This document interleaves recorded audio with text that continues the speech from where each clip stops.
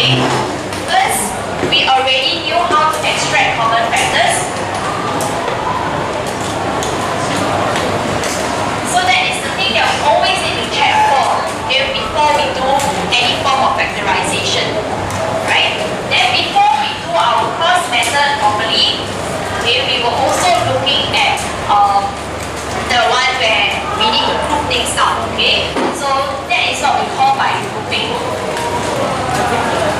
Okay, whereby there are four terms.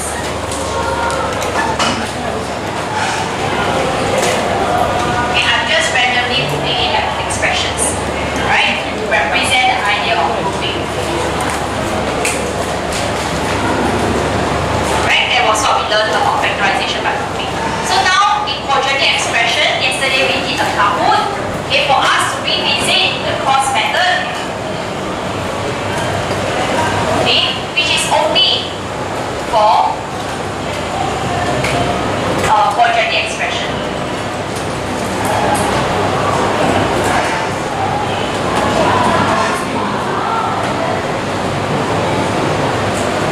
Okay, and by quadratic expressions, we are looking at things such as maybe 2x squared plus 5x minus 7.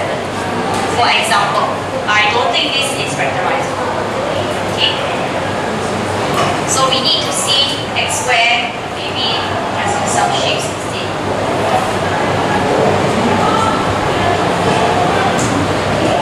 Okay, something like that. Right? Whereby we must see an x squared term, okay, an x term, and then also a constant term. Right? So these are our factorization skills. Okay? Today, what we're going to cover is to extend this cross method that we learned, okay, to practice now 16. And look at what if we want to factorize, okay, completely an expression such as this.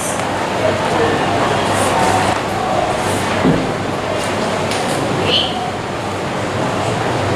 So we have here x squared plus 2xy minus 8y squared. How does this differ from what we were doing in cross method?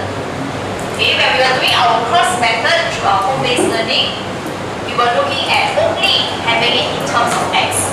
All the variable is the same. Whereas now, okay, we have two different variables. We have x and we also have y. Right? Okay. But then this is also considered a quadratic expression since it has a power of 2. Okay, we just need to be mindful of how we arrange it inside our frame. Okay. So the arrangement of the terms shall be as such. Okay. For which I'll just use very non-mathematical way of saying these terms over here are what I call the pure terms. Okay, purely the x and purely the y's. Okay, and then over here is the mixed terms. That means there's a mixture of x and y. Okay, so that will be how we do the arrangement. The area over here, the space over here, will still be about multiplication and then our addition over here. Okay, so still multiplication and then over here addition.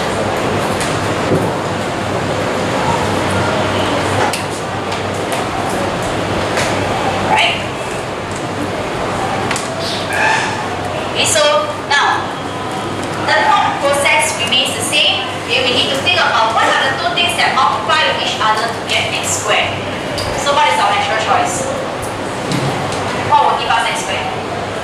X times x, huh? Okay, so that's a very natural thing, right? No other choice.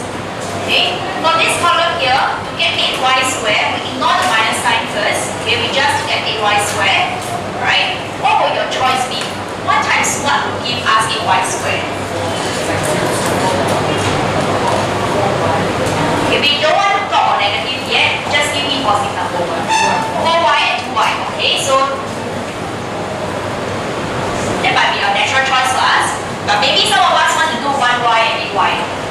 Okay, but we don't write 1y, we just write y lah. Okay. So we consider 4y and 2y, and then we cross, right? So x times 4y, we will get 4xy. And then x times 2y, we will get 2xy. So we have holes in the whiteboard. Okay, so 4xy and 2xy, how do I get positive 2xy? I will have a minus sign over here at the 2, right? So I must have a positive 4xy and a negative 2xy, which means that over here it must be a plus, over here it must be a minus. And then we check that, okay, positive 4 times negative 2, it does give us negative 8. So therefore my answer, okay, will then be x plus 4y and x minus 2y. Okay?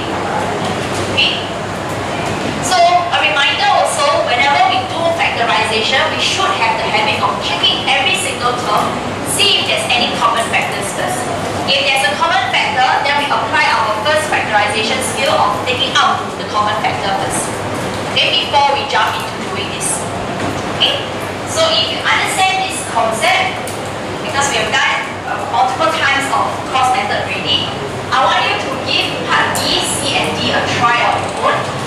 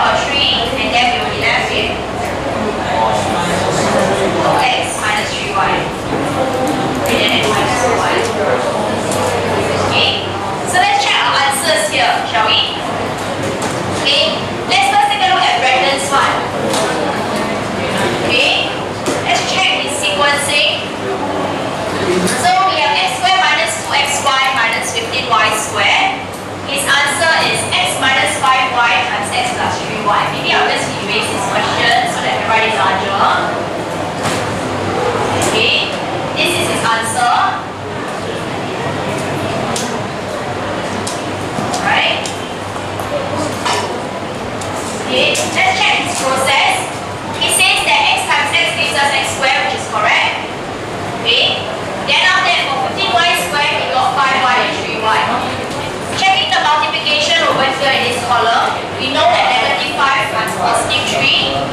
us negative 15. So this seems correct also.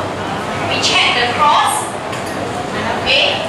X times negative 5y does give us negative 5xy upon multiplication. Okay. X times positive 3y also gives us positive 3xy upon multiplication. Such that when summing this up, negative 5 plus 3, we will get negative 4. So this is right. So the factorization over here is correct. Okay. So Brandon, this 10 points for you. Right? Next, we take a look at Francis' answer. Okay. So Hansheng says that the answer should be x plus y. Okay, just write his name first. Times 6x plus 5y. But maybe before we go into this, let's look at Francis' method that he has given us. Okay, what went wrong? He cross-added, not cross-multiplied. Okay, so we're cross-multiplying, so 3x times y. Okay, so we should get 3xy. Right? And then 2x times 5y, Francis, pay attention please. 2x times 5y, it should actually be 10xy. So because this process was not correct, okay, that's why end up you didn't realize that your process was not right. Okay, so if you have done this cross multiplication correctly, you should see that 10 and 3 will never give us 11. Get it? Okay, so that was the process, the incorrect process in this answer. Okay, so the correct answer should actually be x plus y times 6x plus 5y. Let's check that. Okay, so to have x plus y and 6x plus 5y, it will mean that what you have in this page should look like this. Let me just put in the terms here. Okay, we cross multiply 6x and positive y, we will get 6xy. Over here, we will get 5xy. Okay, it is positive in fact. They do add up to be positive 11xy. Positive y times positive 5y, it does give us positive 5y squared also. Okay, so therefore, Hansheng's answer is correct. Right? Therefore, for Francis' attempt, I give 5 points, and for Hansheng's corrections of it, I'll give 5 points. So the 10 points is checked out. Okay, now, part D. Emmanuel gave us, okay, the answer to be 6x minus 9y times x minus 2y. His process over here is correct. Okay, there is something wrong. Alright, so we can check 6x times x does give us 6x squared. Negative 9y times negative 2y does give us positive 18y squared.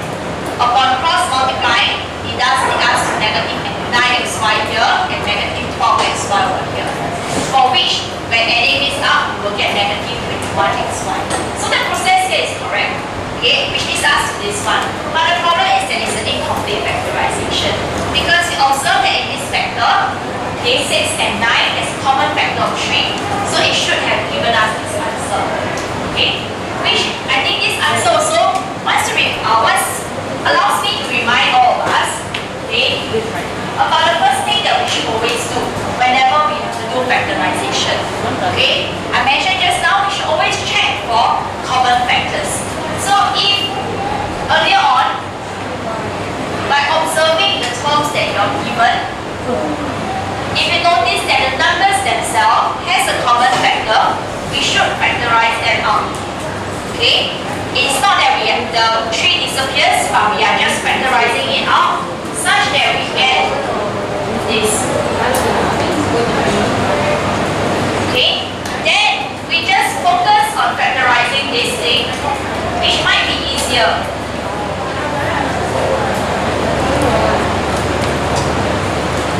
Okay, so we can get 2x and x, right? And then maybe a 3y and a y. Sorry, 3y and 2y. We cross it. 3xy over here, 4xy over here. Only possible if it's a negative and negative. So negative, negative. continue, say that our answer will be 2x minus 3y on the first row and x minus y, along with the 3 that appears right at the start. Okay, so if you had extracted the common factor first before jumping into this, okay, you wouldn't forget about extracting common factors. Questions? Okay. Then, over here, just now saying that the answers are all wrong. Okay, how can we check whether answers are correct or not? Expand or not all wrong. Okay, now maybe you didn't see it clearly just now. So expanding. Okay, so you can always check by expanding. But of course, your expansion skill must be correct lah. Okay. Right. Now, there's also another type of expression that we have not yet handled. So I want us to rewind a little bit and look at practice now 14C that's in your textbook page 71.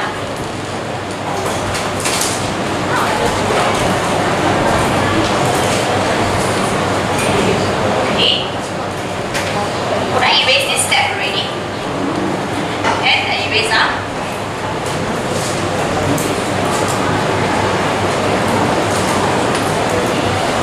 Okay, I want us to take a look at part E. Let me give the instruction word. Factorize copy E.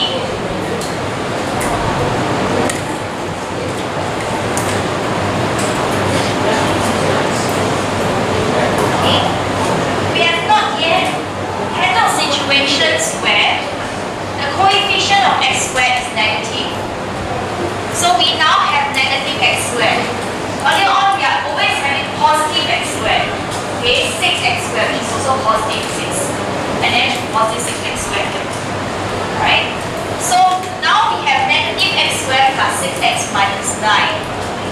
Okay? There are several ways that you could handle this. One is that you immediately jump into your cross method. You arrange them negative x squared minus 9 plus 6x. Okay? And then you start thinking about the combination that will give us negative x squared, which might be challenging for some of us. Okay? Because you need to think about the sign here, you also need to think about the sign here. Okay? What I would recommend is that whenever you have negative sign, okay, let's factorize out the negative one or negative number. Okay? What I mean by that, I'll just use a different color first. Okay? Factorize out the negative one. Leave the things behind in brackets, that will be x squared minus 6x plus 9. Okay?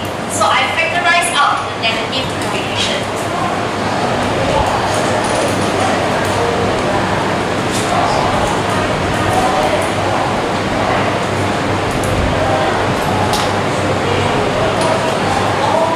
Right? Okay, so this process tedious because there are too many signs to consider.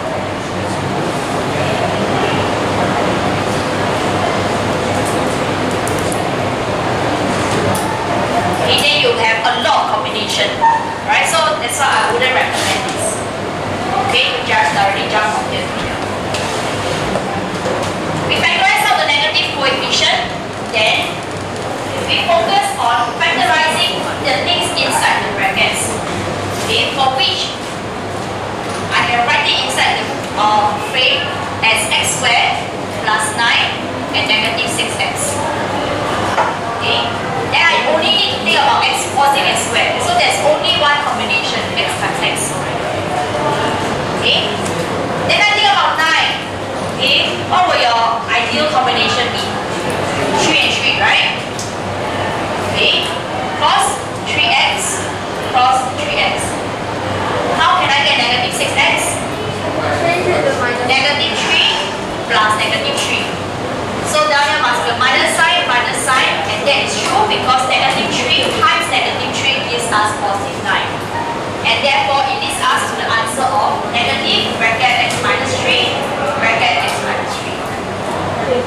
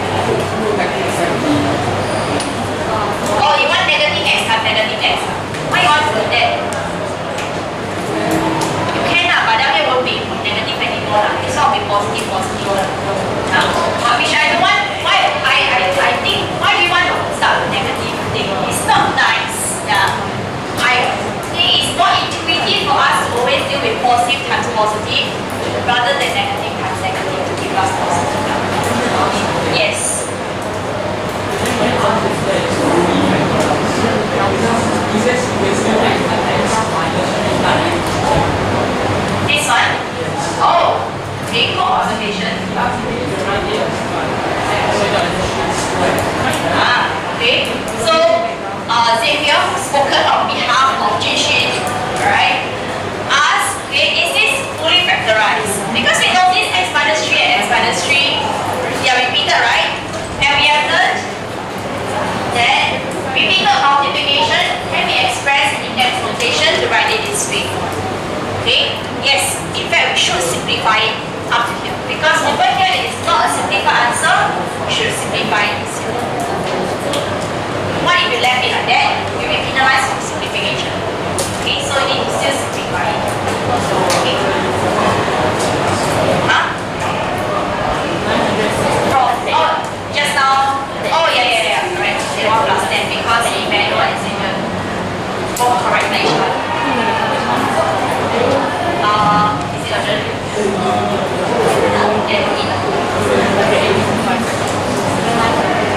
Okay, any questions here? Right?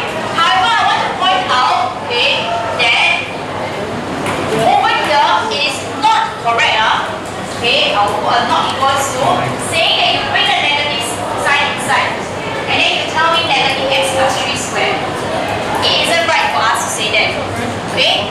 Because the negative over here is not being squared. Okay, the only thing that is being squared is this x minus 3 only. So you cannot bring the negative sign inside. Okay? So you must only leave it outside. Alright?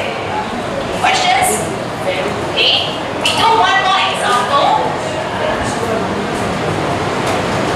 Let's take a look at part F.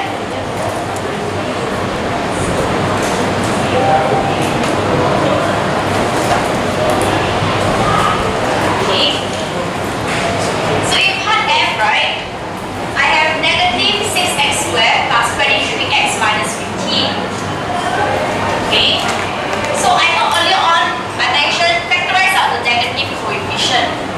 But if I want to factorize out negative coefficient, which is negative 6, I'm not going to get very nice numbers.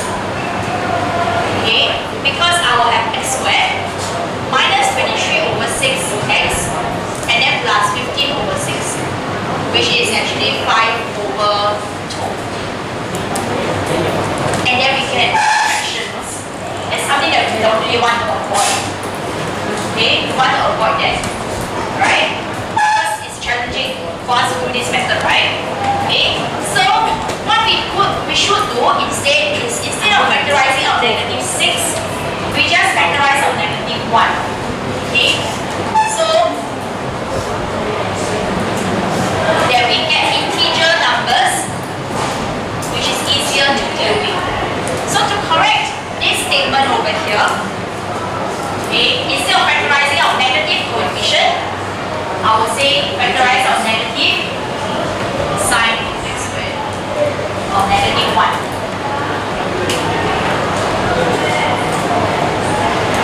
Right?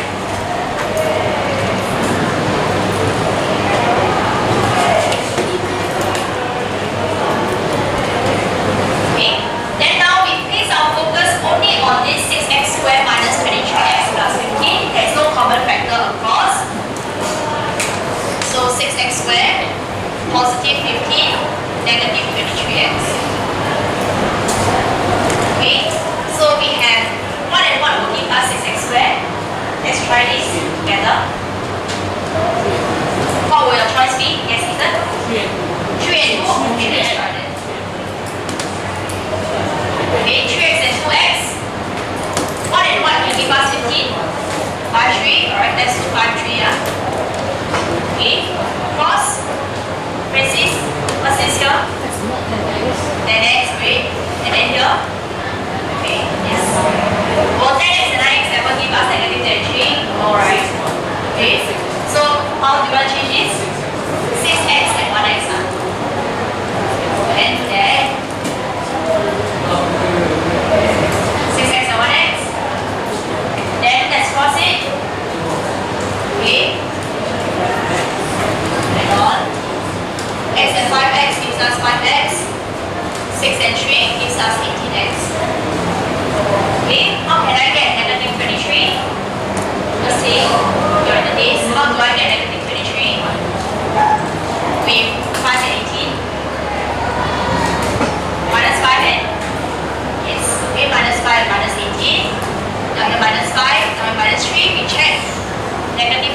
negative 3 does give us positive 15. So our answer will be negative 6x minus 5, x minus 3. Okay. Right? You may think the answer like this. Nothing more for us to simplify already. Okay. However, I want to tell you also what are considered equivalent answers. Meaning to say there are other versions of this and is considered acceptable and they are equal. Okay? Because this negative sign, right, I can bring it into one pair of the brackets. One pair only, cannot bring both. You cannot do so many jumps. Right? So, you can bring it into the first set of brackets and you can get negative 6x plus 5, x minus 3. Okay? So this is one set of equivalent answer. Otherwise, you can take the negative sign, bring it into the next pair of brackets instead.